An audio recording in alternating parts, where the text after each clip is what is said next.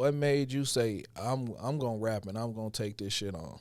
I just felt like at the time, like everybody wasn't taking it as serious as I was, I feel like I didn't have no control because I wasn't no artist. Right. And like I explained in like other interviews, like I had a grandmother who was sick, but she always, before she even got sick, always telling me like, why don't you rap? That wasn't my vision from the jump. I wanted to be Dane. Like, I always say like, I wanted to do it the Dane way. I was one who believed in the artist. Like, I didn't see myself as an artist. Right. But my last conversation with her, I was in the hospital. She had got sick. I was telling her about the shit that we was doing. Like, man, my homie been doing this and that. And she was like, but why don't you?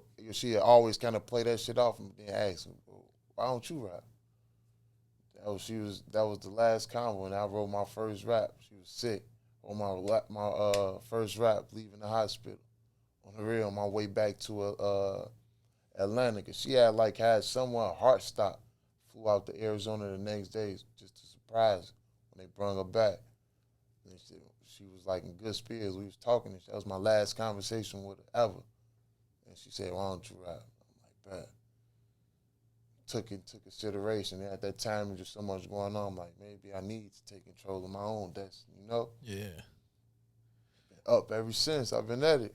Bro, like a lot of people, once they start rapping, you know what I'm saying, it seems like everybody hit that ceiling where the shit ain't taking off, you know what I'm saying, and motherfuckers be like, man, why is it taking so long? Right. And I feel like with you, like you probably had those moments where you said that to yourself, but you can always see the progression in your rise from the first song to the last song, you know what I'm saying? You see nothing but elevation and growth. And like your grind be different, bro. Like you gonna get in motherfuckers' face regardless, bro. Sure. I love that about you, bro. For sure. 'Cause I know the music good. Like, it's like, no way. If you're not hearing this, like, that's how I be feeling.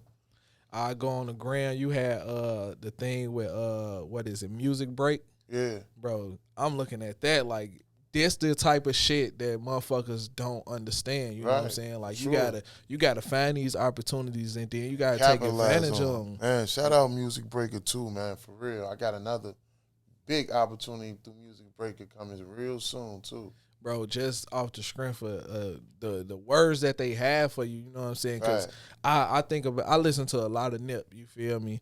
And Nip was like, man, he make rich gangbanger music, you feel me? Yeah. I feel like you make rich lifestyle music, you know what I'm saying? And it ain't on no boasting and bragging shit. It's like, man, I came from the trenches and look where I'm at. You know what I'm saying? Inspirational, like, man, and just I try to like, and I've studied that nigga.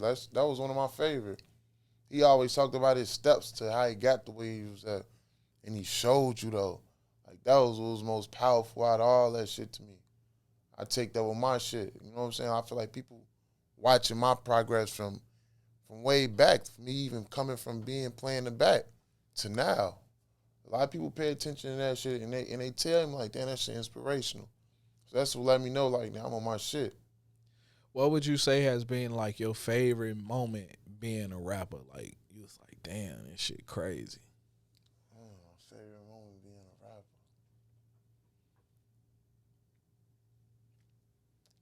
I honestly don't. You know, I honestly can't think of it right now. What is my favorite moment? Cause you know shit just be happening so quick. Yeah, I mean, and it been a lot of good shit happening lately too. And I can't think of my favorite moment though. Like as far as like, damn, like even last night the show was like, that was a dope moment for me. You know what's crazy? A lot of artists like they don't have a band. You know what I'm saying? They'll be nervous to put the band behind them. You know what I'm saying? And actually perform. Like a lot of artists don't perform. You know what I'm saying? Like that separate a lot of motherfuckers. Like your stage presence and everything compared to somebody just rapping over their own song. You know what I'm saying? That shit be different.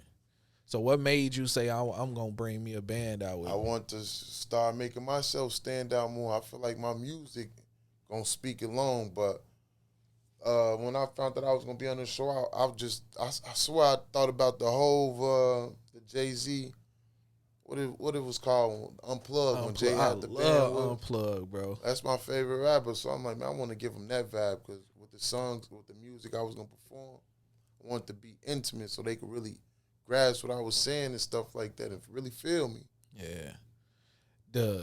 You just said unplugged, bro. I remember having that CD. And what's crazy, I found that CD at my grandma's house. Like 2 months ago. I should have took it from Granny crib, but I left it there because I know it's going to stay there. You know what I'm saying? But, yeah, I used to love listening to Unplugged, bro. He killed that shit. That was hard. Could you see yourself doing a project like that? Hell yeah. Like, my next project, it could be dope just like that because it got it's that type of feel, like classic feel, like, lavish, the instruments, saxophones, and just all of that. Like, it's that feel. Facts. Now, coming from behind the scenes to artists, you know what I'm saying? What would you say would be the biggest takeaway you've had from both? You know what I'm saying? It's being in the back and then putting all into yourself. I learned so much from being in the back, though. Like, I learned a lot of lessons earlier in my career. That's why I be saying everything destined. I learned so much from just being in the back, like, as far as, like, taking losses, trying to, like, use the money to skip certain process, even though you're going to need the money, but you got to know where to put it. Yeah. And how to weed out the fake shit that people who trying to prey on artists who they know serious about their craft and willing to invest in it. I learned how to weed those type of people out.